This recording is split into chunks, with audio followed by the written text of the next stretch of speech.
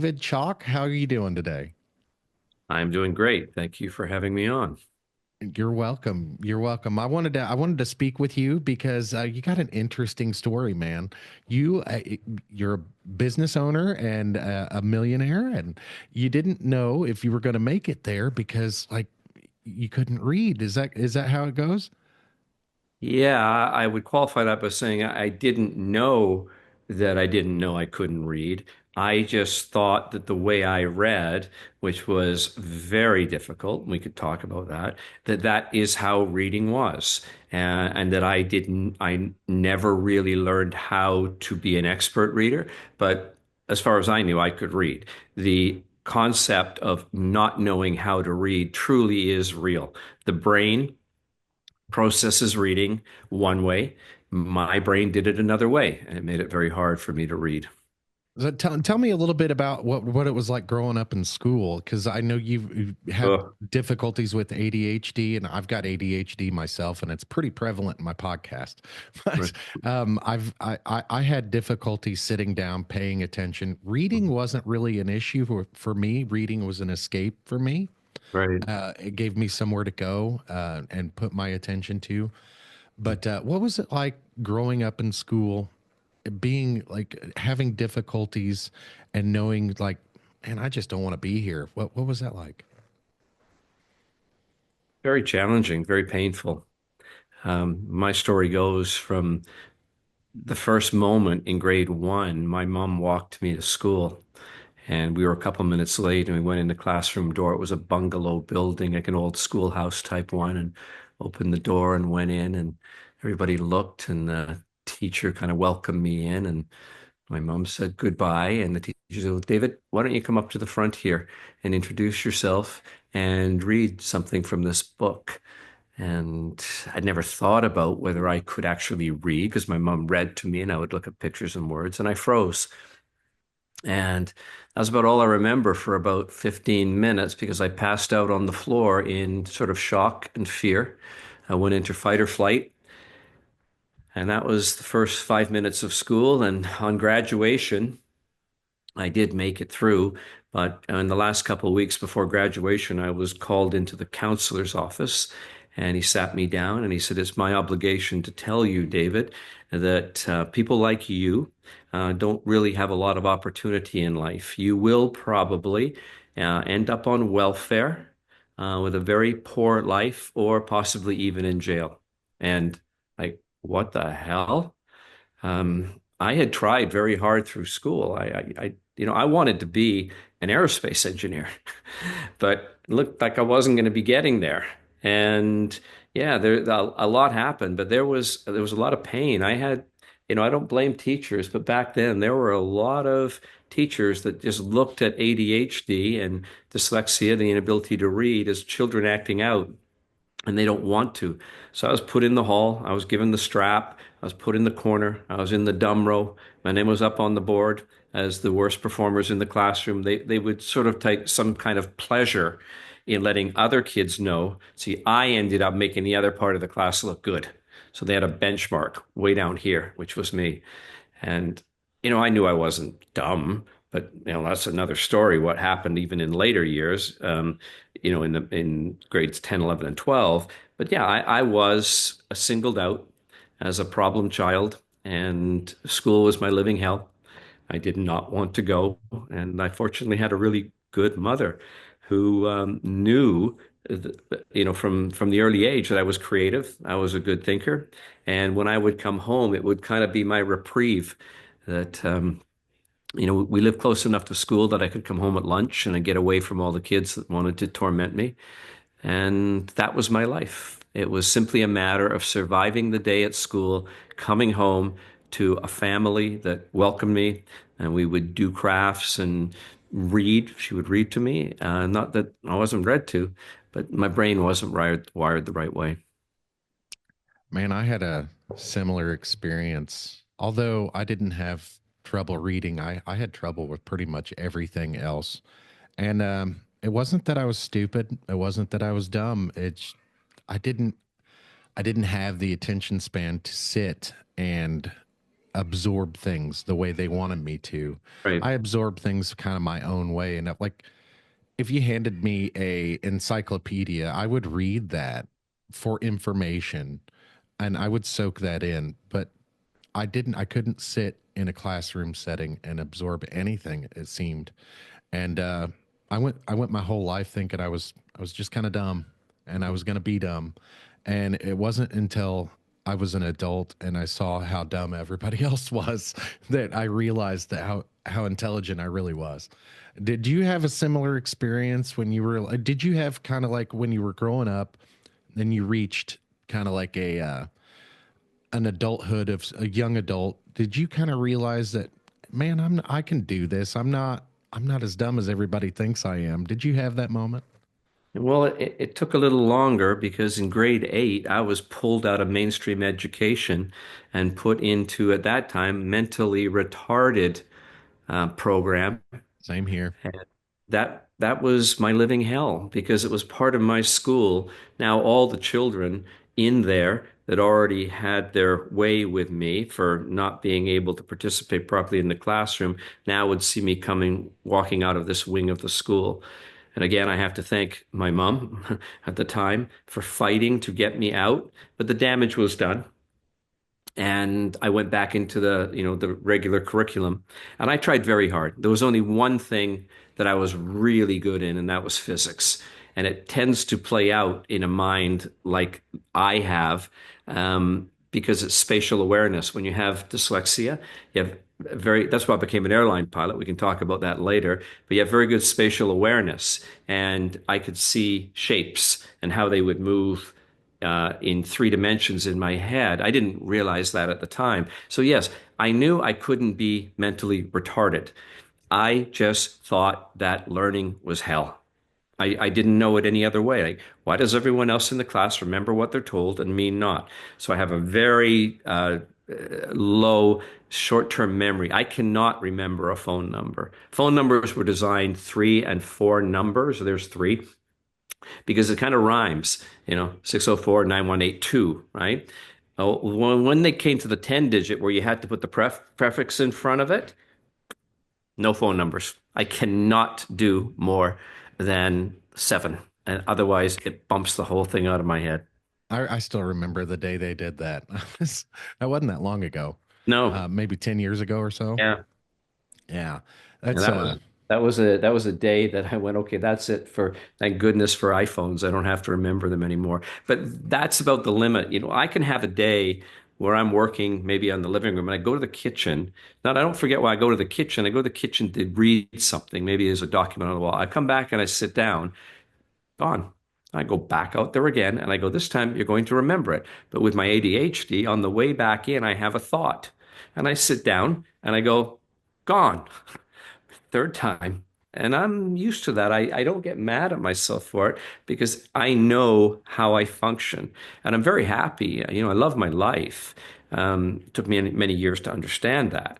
But yeah, these cognitive challenges that I have, including one very rare one, your listeners may never have heard of, it's called prosopagnosia. And it means the inability to recognize the human face. We have one part of our brain dedicated to faces. There's 8 billion of them on the planet. And the subtle differences are so fine that that part of the brain has the finest tuned granular understanding of an image. And mine doesn't work. So I have a pretty good understanding and I can see a face clearly. But can I remember it for 5 minutes after they walk away from me? No. The odd one I can, and happens in my family. I can sometimes not recognize my family. what about you? Do you ever look in the mirror and not recognize yourself? Used to. Yeah, if it was, especially if it was, I have my camera mirrored on my computer because when I don't look at it mirrored, I recognize myself, but it's sort of like I'm not quite that person that's on the screen. You see it a different way. That's very interesting. So I had a very similar kind of experience in school. It's so I was a dropout. I dropped out in the I believe my junior year was my last year officially, but I didn't pass any grades past grade 8. Yeah. I was moved to a dis a school for disabled children in the seventh grade. I started the seventh grade, and it Well, was you beat me. basically a school for handicapped children with behavioral disabilities Okay. that had extreme behavioral disabilities, and that kind of is where my education took a nosedive because I stopped caring about anything, and they trapped me in a school with a bunch of criminals where I didn't belong, and I kind of picked up some bad behaviors along the way. And It's a I pattern. what's that? It's a pattern that happens. Yeah, I got lost in the system there for a little bit. I got into drugs and girls, and and I went the other direction with my. I wouldn't call it a disability because I wasn't diagnosed with ADHD until, gosh, about 5 years ago, really. Um, but I didn't. I just thought I was just a bad kid or just kind of dumb, and I was a lost cause by the time I was 15. I think everybody else kind of saw that. But it wasn't really. I had intuition. I had a good, normal head on my shoulders. It's just I didn't think like everybody else did, and I got lost real easy. And by the time I found myself, I was in my 30s, and here I am. And I had a very similar story, but I just it took me a long time to kind of understand that thing. I'm different. I am, and that doesn't different doesn't necessarily mean bad. But I No, heard a lot I of know. things growing up that Mhm. made me think differently about myself, and I didn't Yeah. have a whole lot of support. And you talk about your mom, and you had a good mom. Your relationship with your mom probably helped foster you in a direction that Oh, without doubt. that was enabled you to do the things that you were able to do. And I kind of, with the podcast here, I talk about parenting a lot, and good parenting, bad parenting, uh, indifferent parenting, unconventional parenting. But what I find most is if parents are engaged with their children's educations, it doesn't necessarily mean having the good grades. It doesn't necessarily mean knowing as much as they do, even because I don't know algebra or anything like that, but I can certainly help foster their hope and their desire to want more than just sitting in a classroom. And I helped educate my kids in a direction that, hey, I know you don't like school, but everybody has to do it. And this is why. And it's very important that if you don't learn, you know, anything else, you learn how to work the system. But what was your experience like with your mom? How did you look for an escape with your mom? And I know she probably taught you a lot at home. You probably learned a lot at home from your mom. What was that like? Well, I wanted to comment on one word you said of how you helped your children, and that word was hope. And that is really what it is to any parent out there, regardless of the challenges their child is going through in school. And this relates to my mom, obviously. The one thing a parent can do, and the most important thing, aside from reading from them, if they can read, is giving them hope. And there's two parts to that: self-esteem and self-worth. Self-esteem is how we see ourselves out there in the world, and self-worth is how we can survive on the inside and be okay. What my mom, without knowing it, was able to do was keep my self-worth. That when I was being humiliated and absolutely destroyed in the education system, my self-esteem went out the window and turned into shame and inability. But what she gave me was self-worth, which meant it was like a shield. As long as I could get away from being thrown down a ravine or being, punched out somewhere, I'd be okay. So my relationship with my mom wasn't one that I really thought about. I just knew I had a parent that kept my hope going, and that when I came home, there was not the bullying. I'm going to qualify that. I'm going to be totally honest. My father was not a good father. Um, I was born in England and came over when we were three, and you know, my dad, had a lot of English words, and one of the words you use instead of mentally retarded in England is thick in the head. So he would call my brother and I thick in the head. And I don't mean this in a derogatory way, but my father sure did. In England, they call garbage collectors dustmen, Dustman. So he would say, all you're ever going to be is a dustman or a ditch digger. And hey, those can be fine careers for someone that enjoys it and wants the quality of life when they leave their work. They don't take it home with them. I'm good with that. So I did have that, but my father didn't pay a lot of attention. He wasn't doing it all the time. So with my mom, she would hear sometimes when I was very upset and give me a different perspective that the real thing she taught me, and she didn't know it, was self-awareness, that we are not the thoughts in our head. Now, all of us have a voice that talks to us all the time. Some, it has total control. And if it gets out of your mouth, we actually call it a mental illness because they're speaking it. But if you can keep it in your head, then you're just very troubled. If you can actually reduce it to a quietness, then you become enlightened or self-aware. Now, somewhere in between, meaning that my voice in my head was destroying me, dumb, stupid, can't do this, can't do that. But the self-worth that my mother gave me showed me how to separate the two, that if I can hear that voice in my head, somebody must be listening to it. And that something that knows there's a voice in your head is the real you. That's the consciousness. So without talking about it all the time, we would look at it and say, well, yeah, that's my mind, or some people call it an ego. Survival. It wants to keep you safe, keep you small. If you don't venture out, nothing will go wrong. It pulls you in. It's thinking, we can't do this. We're going to keep you small. But my consciousness or my awareness had me always thinking bigger. I wanted to be an architect or an engineer, aerospace. I wanted to design houses. I want to be an architect, an engineer, a designer, anything that would use creativity because I knew I had a lot of creativity. So she kept me on that path. Now, you said you dropped out in around 7 or 8. That would have been me. She kept me going. I even got put in the mentally retarded school and she got me out. And I struggled all the way to grade 12. But look what happened when that counselor came to me. At the time, I thought it was horrific that he would tell me I'd probably end up on the street or on drugs or in jail. But look at you, and I'm saying you ended up in jail. But millions of children through those years of grade 7, 8, and 9 fall out of the system. They have a difficult time surviving. Fortunately, it didn't get so bad for you, but most of them end up in jail. He was only citing the truth. He didn't know the support system I had of self-worth at home. And he looked at my performance in the classroom, and he was really just quoting statistics that, quite frankly, 30% of children that do not end up reading at grade level by grade 3. So you start school and you learn to read. So 1 through 3 is learning to read. 3 through 12 is reading to learn.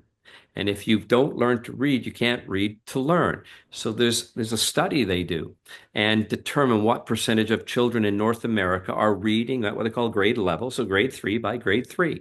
And right now in North America, it's under 50% can make it.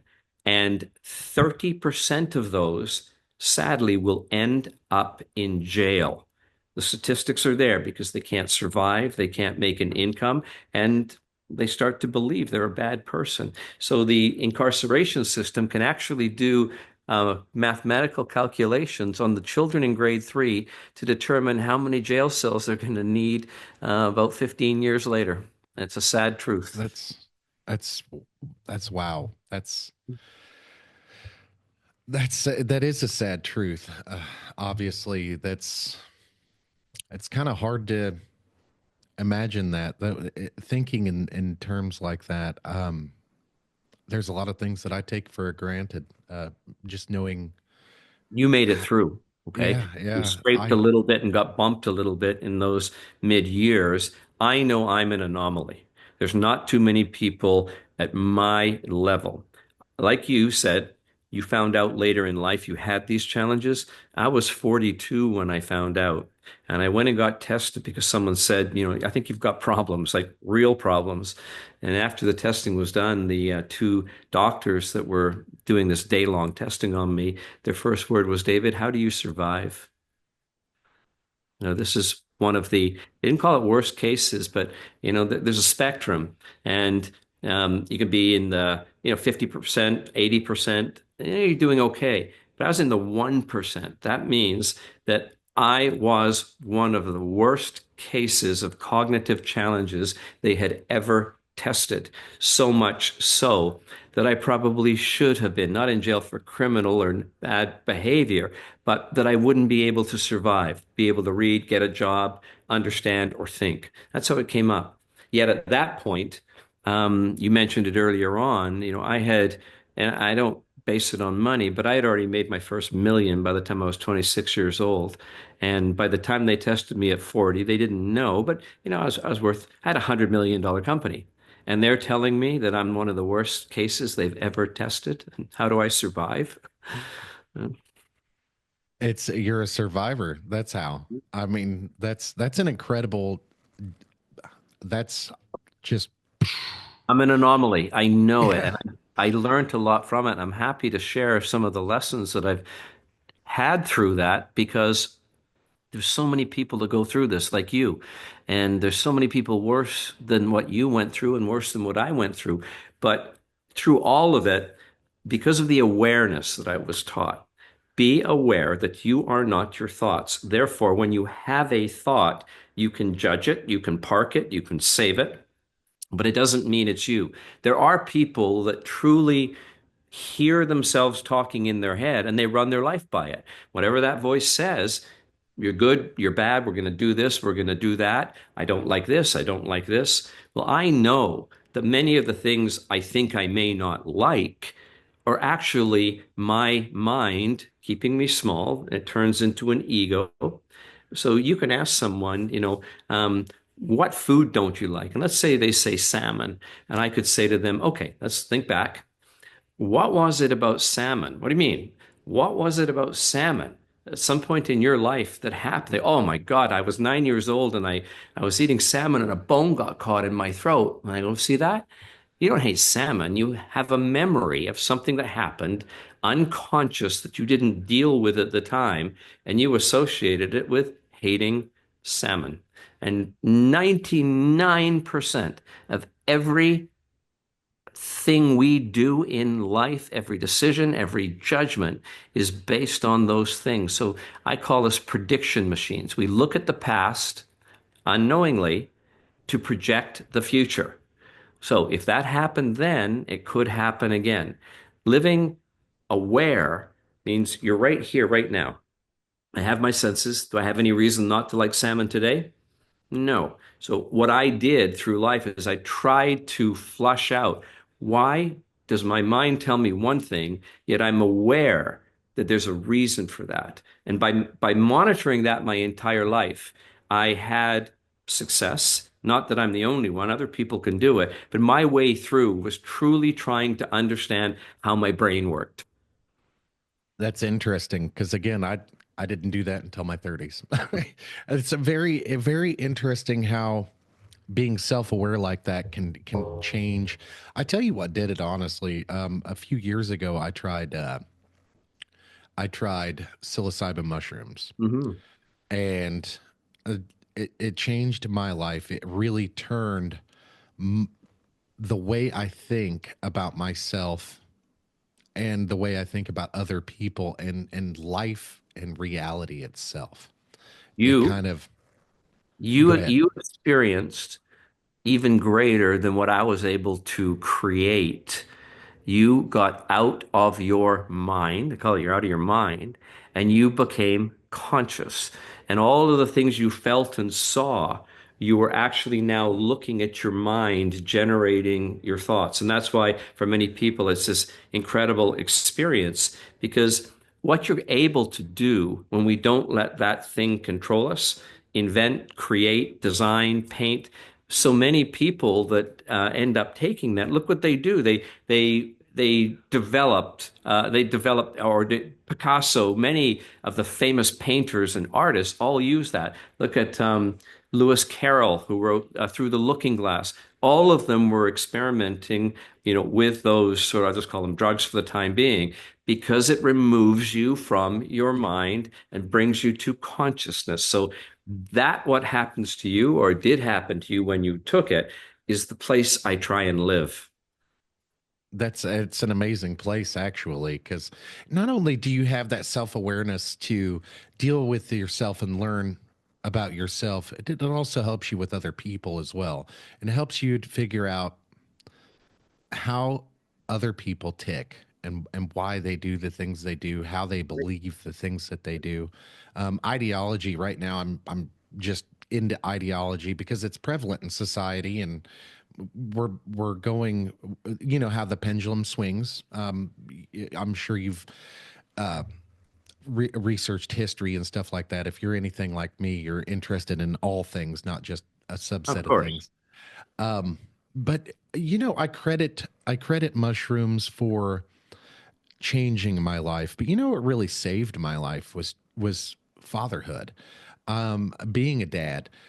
Really, I spent some time in jail, and I did the hard, rough life for a while. But having children that I had to be responsible for really kind of saved my life. That, not only did I have to be financially stable for them, but I had to be, which I've never been financially stable in my life, but I not only did I have to be financially responsible for them, I had to look out for them and look out for their safety, look out for Right. their well-being, advocate for them. That's one of the things that I was a stay-at-home dad for about 10 years before I started doing this. And one of the biggest things that I ever had to do was advocate for them, especially at school and with family members and stuff like that. And I think I had a little bit of arrested development for real. And I think being a father and going through those challenges really kind of helped me develop into who I am now. And I can kind of credit being a father to saving my life. Do you have any Great. kids? Yeah, I do. I have a daughter, 22, Grace, and a son, 23, Luke. They're both in university. They both live with me. And, we have a wonderful life like you. Parenting is very important. For 10 years, I stayed at home with my children. And I thought it was one of the most important things. And I do agree with you. For anyone out there, parenting, if you have children because you want children, you end up with the possibility of becoming an incredible parent because it's the first time in our lives that we ever have to look outside as the main thing, as opposed to thinking. Our attention is always on that mind. Awareness takes it off your mind and puts it in the world to your senses, experience the world. Then when you have children, it is on them. And that is why, for the first time, whether you know it or people know it or not, in a sense, they're becoming aware that their mind is not the center of the universe and that they have the ability to help and support others. And of course, if it's children, everything, you're going to give them everything. Absolutely. Will you talk a little bit? You said universe there. I don't have any physics related books uh, in here right now, other than this book here, UFO Secrecy and the Fall of J. Robert Oppenheimer. That's Um, really the only physics book I That's a have in good here book. right now. But Well, if you want me to make a recommendation of probably the ultimate one that you could ever read, pertaining to consciousness, the universe, the future, and including artificial intelligence, where that's my specialty, artificial intelligence. And I can, the book is called Irreducible, and it is by Federico. I'll think of his name in a minute. But the backstory on him is because I've been in technology most of my life. I took a computer apart in my early 20s, figured out how to build it, started building them, and that was the company. I built computers with my brother. But this gentleman in the early 1970s, he invented the microchip, the one that powered Commodore, Atari, Apple, IBM, all of them. It was his invention. And he worked with it for many years and evolving it, all the famous processors that we know that were used. He also invented the next big thing, the touch screen, the reason we can have a phone and we can touch it. So this man is absolutely brilliant. Yeah, he's an Italian scientist and physicist, but his brain is so sharp. Anyway, in doing all of that, it really got him to a place of trying to understand how we think, how the universe could possibly operate. Why are we here? How is it that a computer can do certain things? Now, if you're going to try to understand how it all works, one thing about a computer is they're called deterministic. They run algorithms, which is the software. But in a computer world, the answer will always be the same, meaning 2 and 2 is always 4. Anything that you calculate will always be the same, even if it's lifting a rocket off a launch pad. It does not ever have a different answer. Of course, it can give a different answer if it's told to, or there's something in the programming that says change it every other time. But it cannot function outside of absolute processing. Now, as a human being, we absolutely do not work that way. So, on one hand, he's invented the computer chip, the microchip. And on the other hand, he's a human being. And he's trying to understand how could I ever develop a computer or a microchip that would resemble a human being? Well, we talked about it earlier. That part we have is consciousness. We may not know if we are so caught up in our mind and we just believe our thoughts, we're not really taking advantage of consciousness or self-determinism. But his work led him to a point of understanding. And this will be interesting for your listeners. Because artificial intelligence is front and center right now, and it's in the news. And will it kill us? Will it eat us? Will it destroy us? Will it take over? Absolutely not. I can definitively say that. You can record me now and come back in 5 or 10 years. It isn't because of his work that I know it. He confirmed it to me that a computer cannot become conscious. The media sometimes talks about it. You go, the word is sentient, coming to its senses. So you'll hear sparks of sentience. A computer is starting to think. I put something in it and it told me to do this. Well, in the short, long and short on that is it's got everything inside of it, and it is only looking for the logical answer to give you. And if you say, are you alive and are you awake? It might say yes, because it's just responding to all the training it has. If you can say, how would I know if you're alive and if you've got consciousness? It will tell you what you would have to do, and then it will say it does it. But when I say it is running a program. And if the same question was asked at the same time in the exact same format, it would give the exact same answer. That's determinism. Now, for human beings, we are not deterministic. We have free will, meaning we can change an outcome based on a thought, not thinking. There's a difference between thinking and thought. Thinking is an action of hearing a thought and then having a good or bad opinion about it. I hate it, I like it, whatever choice you want to make. So a computer has no way of changing what output it is going to give. So in his book, and I'll get over to the universe now, what he postulates, and postulates means the theory he puts out. And if there's anyone that I'm going to believe, it's a scientist that invented the microchip, where he says it will not have a way to change its ability to think. So the example I will give you, and then I'll tell you how the universe fits into it, is we can do something that no computer can do. We can think about things that are emotional and have a sense to them. So I could say to you, do you know what a strawberry tastes like? You know it, right? Exactly. Can you explain it to me without using another fruit? No. Do you know what the color green is? Well, yeah, you know green in your head, but you can't explain it without reference to another color. And do you know what love is? How on earth could we explain it other than saying, I like this and I like it? There are no words that can explain it. So this is how we start to separate deterministic knowledge. You have to have it. You have to be able to explain it. What is this thing that we have? That we have these concepts in our head that can't come out in words. And what that is consciousness. We have a view of the world, even though we can't explain it. And that is what we refer to when we talk about the universe, that we have access to smell. What is a smell? Tell me how you're going to explain that other than yucky or good. You can't tell a person who can't smell what a smell is like. So that is called quantum or qualia, what we can possess in our head that we cannot explain. A computer must possess it and be able to put it out.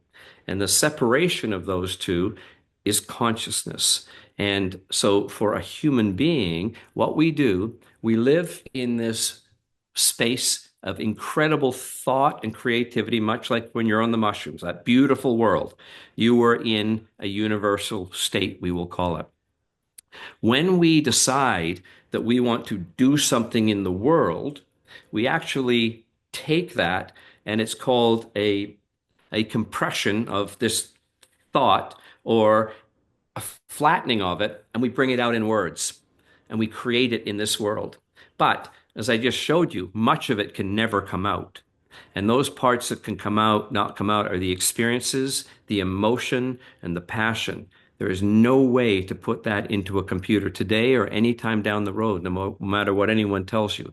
So going back to my early childhood, without knowing it, my mom was teaching me that that part of me that has all that beauty and emotion and taste and understanding is mine, and I own it, and I can do with it what I want, regardless of what the education system does to me, regardless of what I'm told. You see, because I wouldn't doubt with you when you did drop out and started to do the bad things, it's not because you were a bad person. You got caught up with other people. You started to believe you weren't worthy, started to believe that the only way you're going to survive is either take that or manage that or get this person out of your way. And we go down that terrible rabbit hole. Now, 90% of all people that end up in jail are like you or would have been me, that we are only there by circumstances that happen to us. You came out of it because you had children. I came out of it earlier because I had a mom. Some people never come out of it, but it wasn't destiny. It wasn't meant to happen. So that connection to thought and the universe, like anyone else does, what we do with it or when we use it is what we call our life or our view of the world. It's very interesting. I just had a conversation with my wife the other day. I don't remember the context of the conversation specifically, but we were talking about family and growing up and why I am the way I am. And we were, it really can't remember the context of it, but we were I was saying I was a victim of circumstance, because I'd never been in any type of abuse situations. Real, I was neglected a lot when I was a kid, but I wasn't abused. If that makes sense. Like I didn't know we were poor. I thought that's what the way life was. Like everybody around me was poor, and it it was really interesting to have that it was I call them little mini epiphanies. Every now and then I'll have a thought and I'll just spit it out and it just happens to be brilliant. But Okay, can um I interrupt you for 1 minute? yeah, Because go ahead. that is brilliant. You see what you said? I had a thought and it was brilliant. You weren't thinking. I'm trying to separate that. If you tried to think a thought, it would be crap, or it would put you in jail, or it would have you be somebody of no value. When a thought rises up out of that quantum universe that I said, and it manages to come out that you can convert that one to words, you said it. It was Right. wonderful, but you couldn't think it, right? It had to be a thought. They are two different things. Thoughts generate from the universe. Thinking comes from the mind. Yeah, and so it was incredible that I was able to articulate that in the moment that I don't think I was a victim. I was maybe a victim of circumstance, if anything else. And it was interesting that you said that in the moment that you did, because I was kind of thinking about that moment, and I was like, that self-aware, it kind of fit in the conversation that we were having already. But I'm Mhm. really going to have to check out that book. Do you did he postulate about anything like UFOs or consciousness on that aspect, or? Not UFOs, but I look at it this way, that we would have to be completely ignorant if we thought in a universe where we are a mere speck of existence with 100 billion galaxies and 100 billion planets in all of those, and trillions and trillions of other possibilities. You'd have to be completely ignorant to think that there's not something else, just at that level. We know Right. even with a lottery, we buy the ticket, we're probably not going to win, but someone is out of the hundreds of millions. So I can't say I'm going to win the lottery, but I can say someone will win the lottery. I can't say I know anything necessarily about UFOs, but I would have to be completely closed-minded and ignorant if we didn't believe they were possible. Because why Absolutely. would this place here be the only thing out of an infinite amount of possibilities that could exist? Now, could they be among us? Well, sometimes I have to laugh when I hear, I watch an old movie and a spaceship comes down on a back road and lands in a field and somebody sees it. And you think, okay, so this star traveler traveled 100 trillion miles across space only to land in a field and meet some guy in a car. That'd be a pretty disappointing trip. So I look at it that we may not even know they're here. They may not exist in a physical form that we are. They may have consciousness without a body, which is things people talk about now. That could we transfer our mind into a computer? Well, not the thinking part, but the knowledge part of it, yes. So on the UFO side of things, he doesn't reflect on it, but what he does say is that there is infinite knowledge. As the highest level is the universe, whether you're talking about the physical universe or anything out there, that it is everything and nothing. It is here and not here. It has no space, it has no time. And in that, because we can't comprehend it, we don't know if people travel the way we do, if they talk the way we do, or look the way we do, or we could even see them if they were here. So, coming from the possibility of anything, I would be entirely, as I said, ignorant if I could not accept the possibility. Now, as we filter it all down to our mind, the mind is going to either believe it or not believe it. If you come from consciousness, you'll say, of course, but I don't know how. That's very, very interesting. Like I'm really gonna have to check out that book, because I think it kind of puts a lot of my beliefs in words that I can't describe myself. I kind of feel like everything's connected in a It way. is. Like there's we were talking about AI and AGI. I don't think we'll ever see, if we do see an AGI, it won't be like us.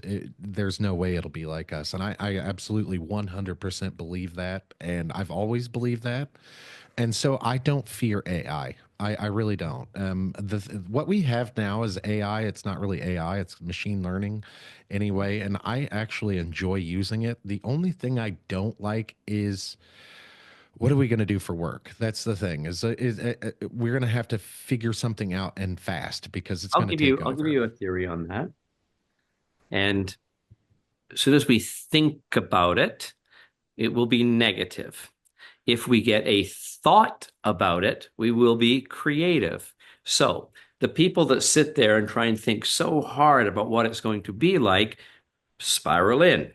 And then there are those of us that accept the universe and say, like you said before, an incredible thought will come out, and you go, I know what to do. So I don't know what to do today, but I can tell you that if we look back over time, when the automobile was invented, there was a lot of pushback because there were a lot of people involved in manure pickup, breeding of horses, cleaning the roads, and traveling. And so much so that when the first car came out in New York City, you had to hire a flagman with a red flag walking in front of the car so the horses would know a car was coming.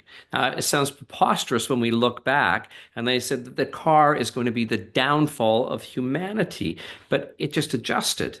Now we know that the people that built those and did them, their lives changed. Now the automobile industry is one of the biggest, and pretty soon it will go away because cars will be autonomous. I don't like that. I want to drive a car. I love cars. I had muscle cars and I love rebuilding them. So I'm probably going to be one that holds on to keeping a car as long as I can. Me But too. think of AI as this. We weren't meant to work. 300 years ago, 95% of all people worked on a farm. They had a living. There were people in town that made certain things, but we did most everything on the farm. Over the next 300 years, we moved into the city and we started doing work to support the work. I think of maybe an office building in downtown New York, 300 people working on computers, entering information because they're processing data from an insurance claim that happened over here. That's all when you think about it. And we It's look all at horse shit. We were never meant to we do were any never of meant that. to do that. We were meant to enjoy life, help people, have children, grow food.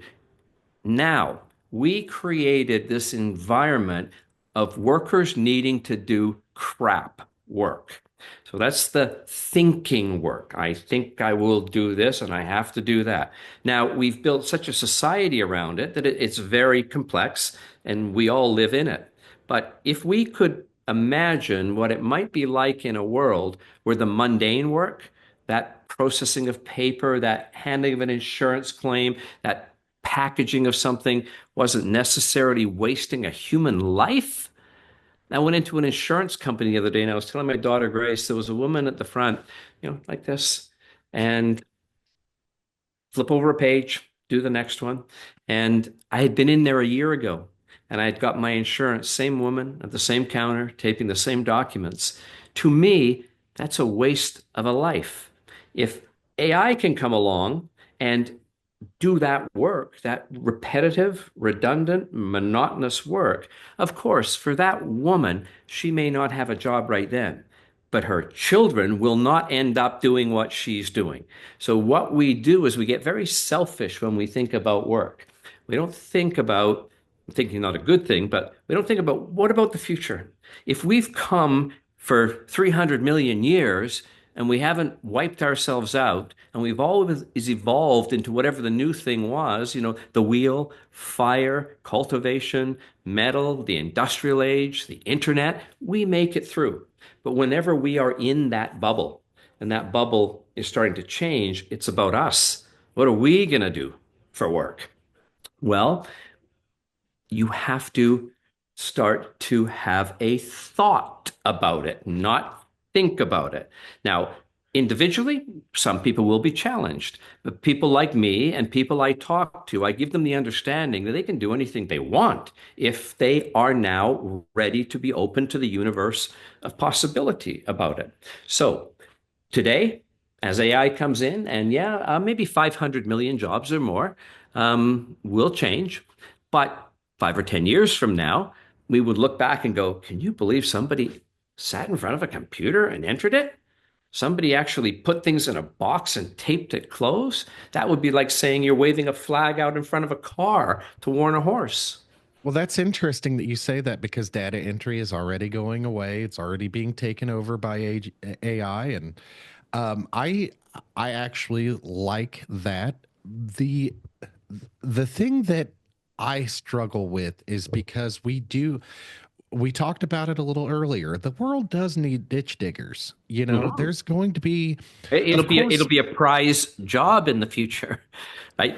See that type of work, the manual labor, the blue collar work is what humans were meant to do, to solve a problem, to fix, to build, to protect. Those are human functions. So as the industrial age went forward, and as with my dad looking at a ditch digger, for example, my God, he would call that the lowest on the totem pole. You know what? in the coming years, someone with that kind of dexterity and that ability to get out and do something and have the understanding of what, we weren't just talking dish digging, but anything where the brain has to work in the moment, take in the circumstances, move, nail, do something.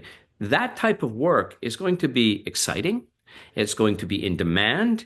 And if we look right now at young people, not many of them are going into technical trades. They're on their computer and they're thinking, I'm going to be a programmer. Well, I can tell you one thing. If you use even GPT, you know it can write a Python program and create a game in a matter of minutes. And it can do things. I'll just give you an example. My daughter's starting a podcast. We had two cameras, and you'll know this, that the camera won't look the same on one as it looks on the other. The colors will be little bit different. That's called color balancing, and I know that because of other things I've done. So I thought, oh, I don't have the tools to look at both images and go, this one's a bit darker, that one, the reds are off here a little bit, and this one needs a bit more gamma, whatever the thing. So I took my phone, which has ChatGPT, and I took a picture of one camera screen. I took a picture of the other camera screen, and I said to ChatGPT, I need these color balanced. I want you to use, the 7 factors, gamma, balance, tint, and all of that, and answer me this way, because I have a little gauge I go, tell me how many percent I should go up on one or down on one of the others. And it goes, I take it. It goes, okay, to balance those images so the pictures look exactly the same in intensity, color, and gamma on both, adjust it this way. Now, that is an entire industry. Color correction. There are hundreds of thousands of people in Hollywood. There are companies that make the tools to do it. No one's thinking about what about the color correction industry? Well, gone. Now, it'll take a long time before people pay attention to it or think about it, but you're right. Many things like data entry and other things will go, but they will be replaced by new possibility, right? That There wasn't you there go. before. There you go. That's what I was looking for is what where do we see ourselves and how do we get over that challenge exactly of I think creative people will be just fine myself. I think everything honestly, I think the way humans adapt, I think everything's going to be fine. I think people that hold on a little tighter than they should are probably going to make things more difficult Right. in all honesty. Well, But remember with anything on adoption, and again, this is coming from math side, there's a thing called a bell curve, and your children would be on it in the classroom. That the average amount of people in the middle, that's the highest part of the graph, the general population is here. And then outliers are further along the curve. So when anything changes, you're going to get the early adopters that are willing to make the change early on, and then they talk to their friends and they convince them, and then the masses come in, and then there's what they call at the end the Luddites, the ones that don't want to change no matter what. But at the beginning, we're all there. We just don't know which ones are the ones that are going to argue and never want to change, and which ones are going to be the first in. So if we get into an argument with someone about what the future is like, I can pretty well assure you that if we put them under the bell curve, they'd be the ones out on the far right no matter what the topic, because they don't like change. Change triggers fight or flight, which is our survival mechanism. And when our fight or flight is triggered, it pumps out cortisol, which has us, probably one of the reasons you ended up in jail, because you figured at that moment you were stronger and you could do anything you wanted to do. But the thing that I have to absolutely laugh at when I think about fight or flight being triggered, it does one thing. So change is fear. Fear triggers fight or flight. That puts cortisol and adrenaline into the body. But one thing it does do, fight or flight, it numbs down the frontal cortex of the brain purposely, because the last thing the body and the mind want is you to try and figure out whether or not this really is a danger. So if the brain is taken over by the amygdala and it shuts down the thinking part of the brain, you're going to run. Now, this is nature. This is how evolution came about. So you'll notice it, and I get it all the time with my ADHD. I get triggered into fight or flight quite often. I worry about something, and then I can't think. First thing I go is, oh my God, I'm getting foggy. I'm making mistakes. I can't think what to do. Well, that fogginess that you feel when you're worried is actually your brain being put to sleep, the frontal part, and your body's saying, "Get the hell out of there." We don't. Biggest problem we have nowadays is losing our iPhone, right? But that might be for most people. It's not getting attacked by a beast that wants to eat you, but our body and our mind and our brain are still operating in that mode. So when going back to talking about the future, if a person is triggered in any way by it, all of these other factors are coming into play. Their rational, reasoning starts to go out the window, and they'll argue it. But for someone who isn't triggered by it, and they don't go into their mind with their thinking, they stay present, a thought comes up and goes, "Hey, I got a great idea." That's how it works. That's awesome. That's it makes me think of it makes me think of something you said earlier about being in cities and collecting together like that industrialization. Do you think the future would see us spread out of cities a little bit more? Because I got to be honest with you, the older I get, the less I need a city. Right. You needed it for the most part to work. So what I see in the future, if you look at, I'm in Canada, you look at a map of Canada, we're 99% vacant land. A lot of it's too cold, but you're the one with the blizzard, and I'm not. I'm in Canada. I don't get many in Vancouver. But think about it. We come together so that we can interact with people and do work. Quite frankly, even though many people would think, I don't want to go and live in the middle of nowhere. You don't have to. You can start to move out. But the point is, if we are functioning differently in society, we don't need to live vertically. We can go back to living horizontally. And there's lots of land out there.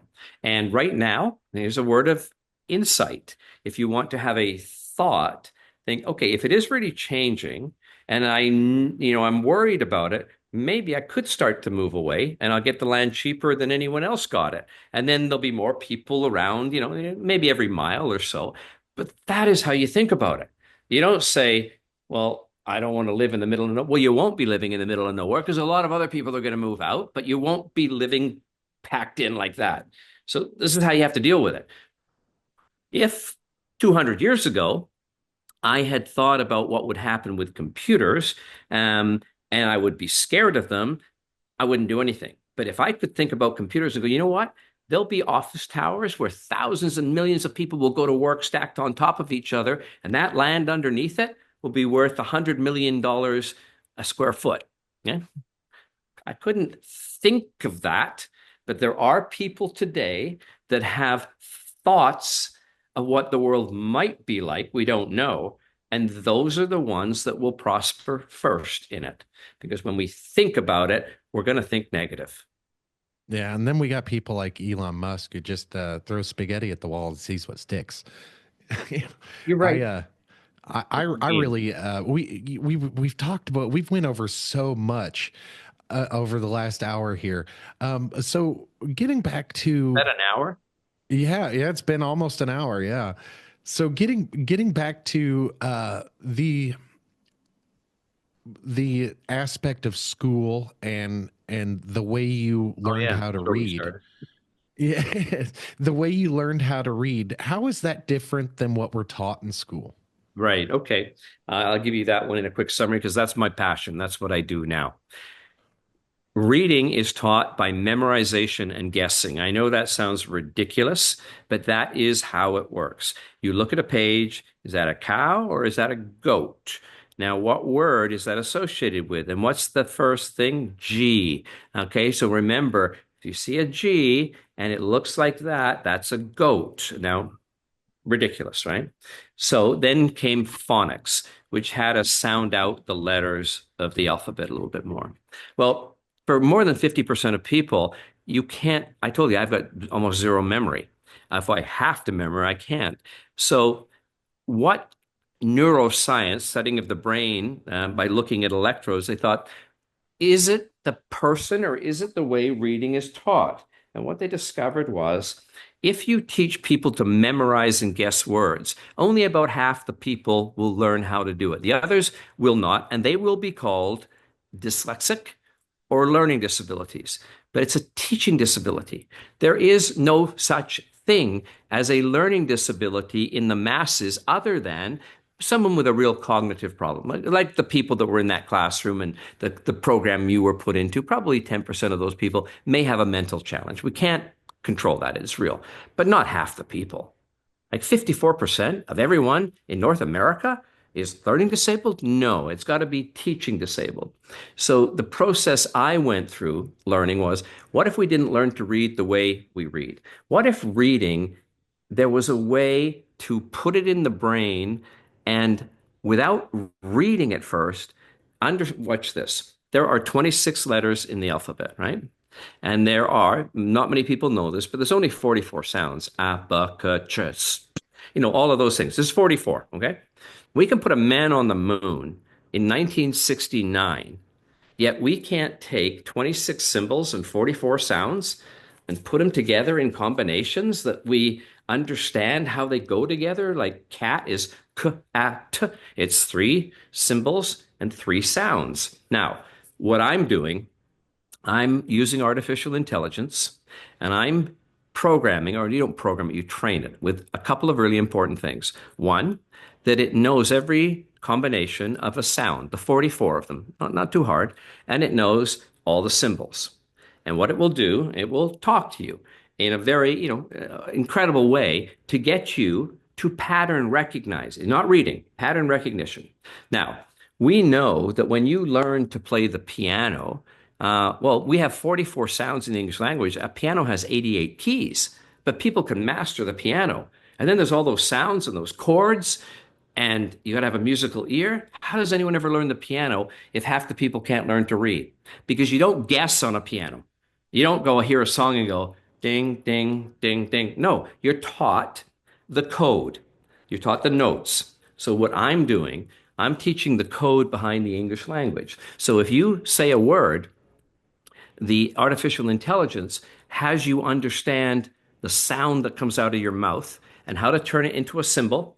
And when you write that symbol on the page, you've encoded it. What is reading?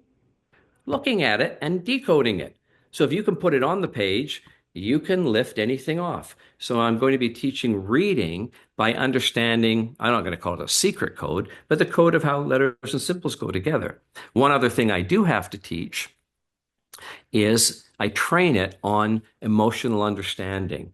Now, it doesn't know it. Now, this is where people will get confused. If I show it a million faces and I label each one, and I'm happy, sad, somewhat sad, super happy, getting mad, a little bit mad, and it has all that in its memory, I show it a face and it'll go a little bit mad. Okay, that's what it's really doing. It's projecting. Okay, then I give it a million words spoken, and I say, he said that with anger. He said that with happiness. He said that with a comfort.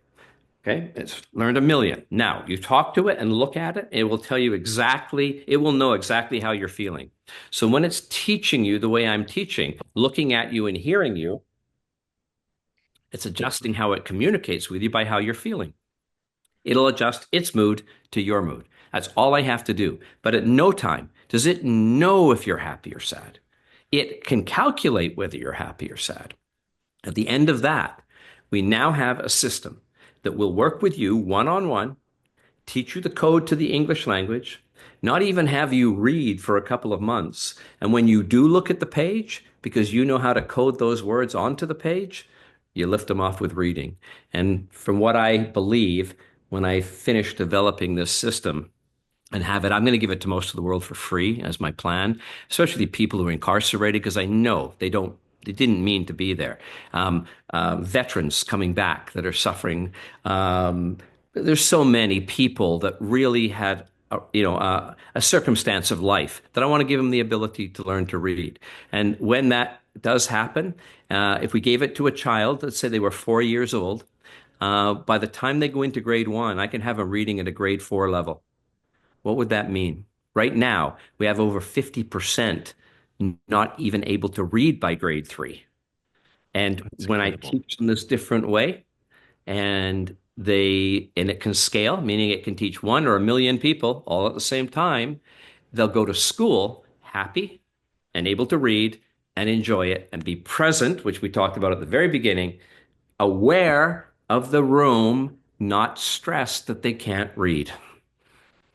And so your program was right now it's called Reading Road, is that right? Yes, it isn't. I'm still raising money to finish building it.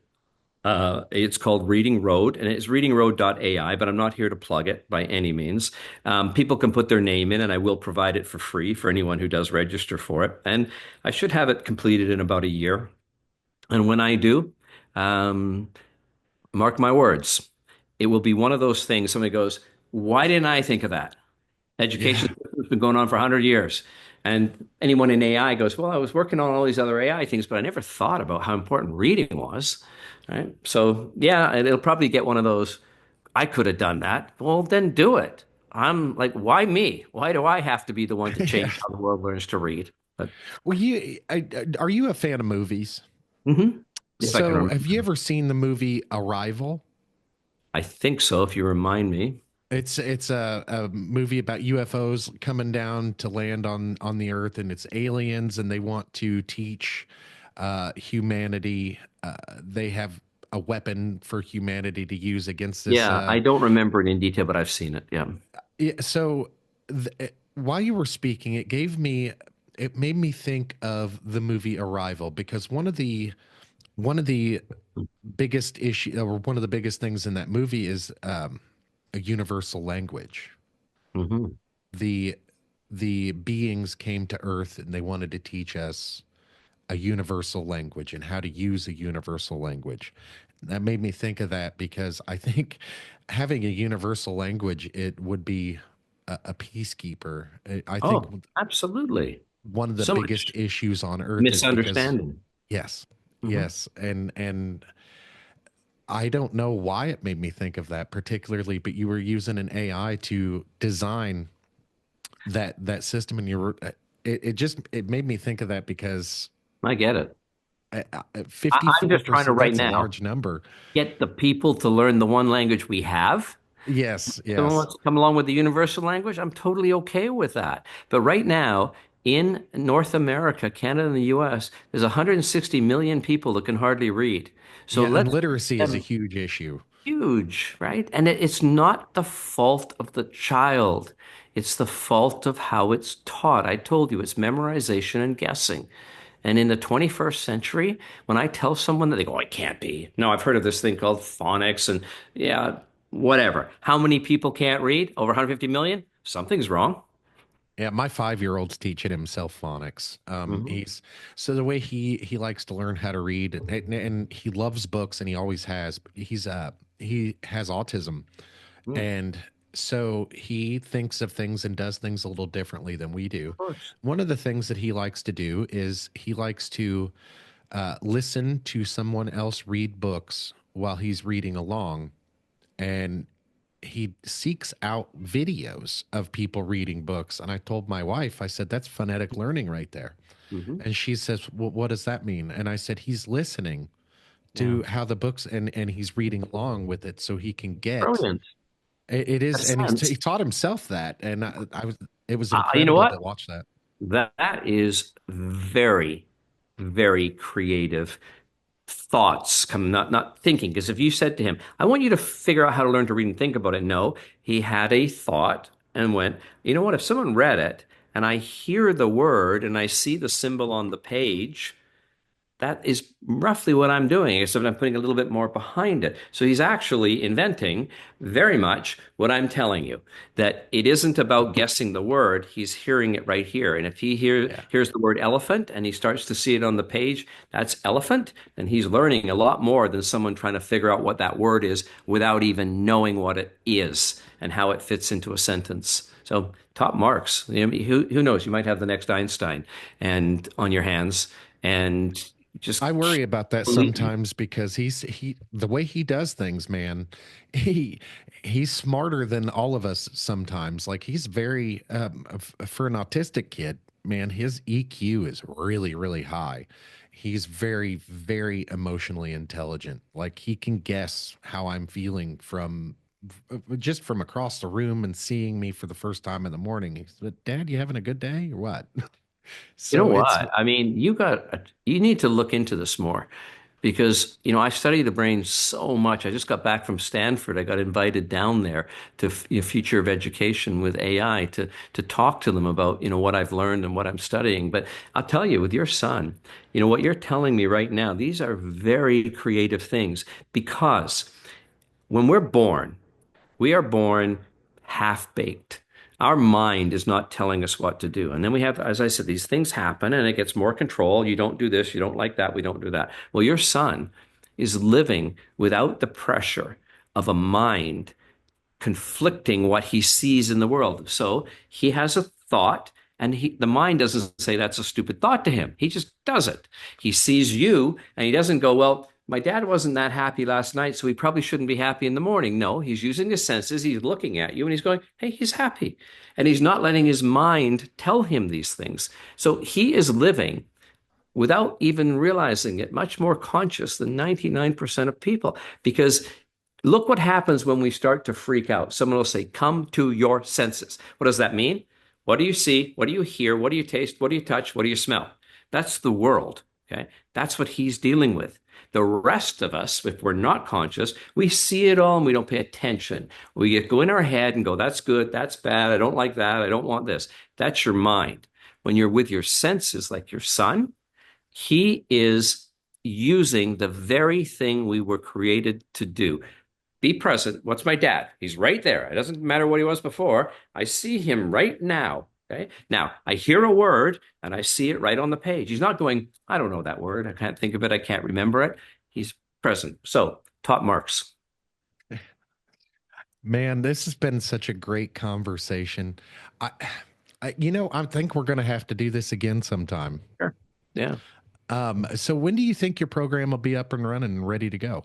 Well, my hope is that, within the next couple of months, I would finish the financing on it.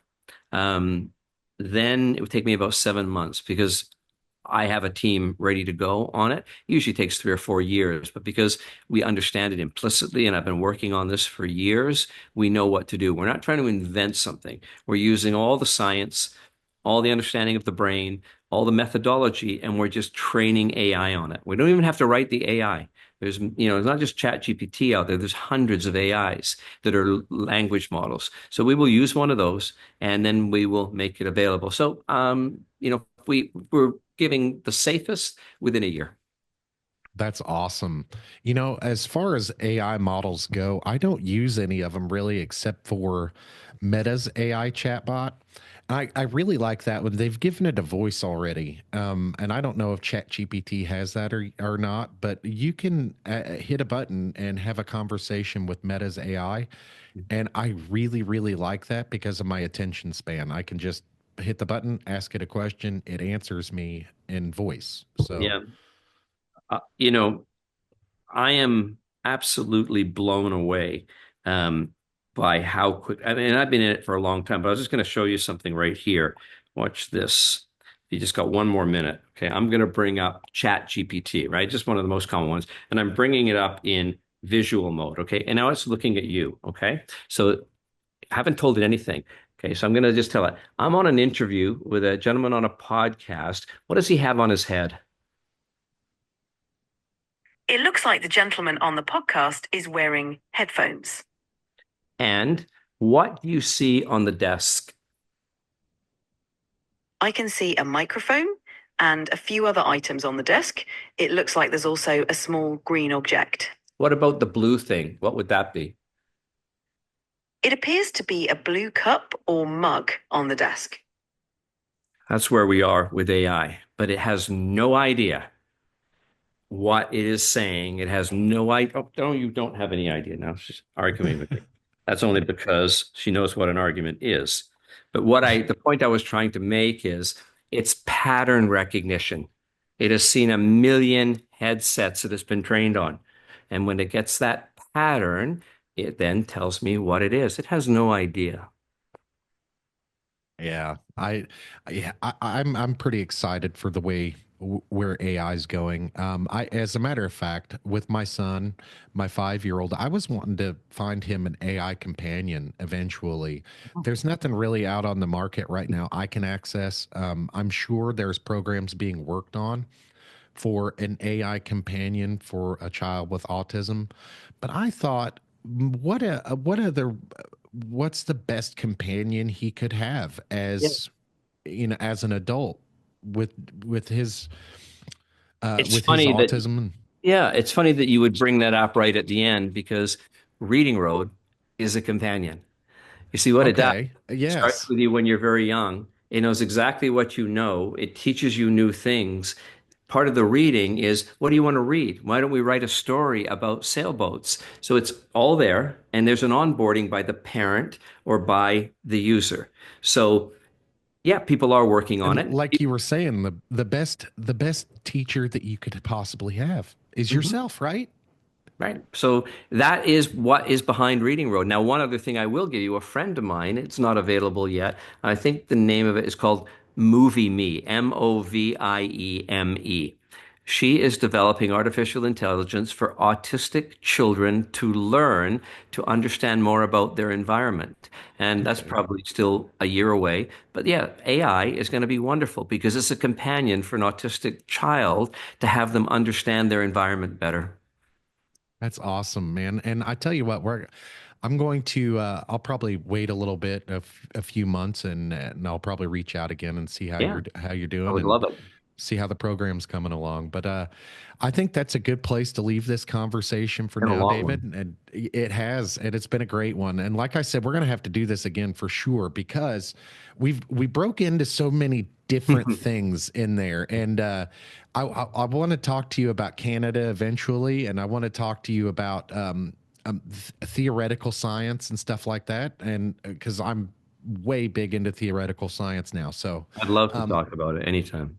Awesome. Awesome. David, it's been a great one. We'll see you next time. Absolutely wonderful. And thank you, all the listeners.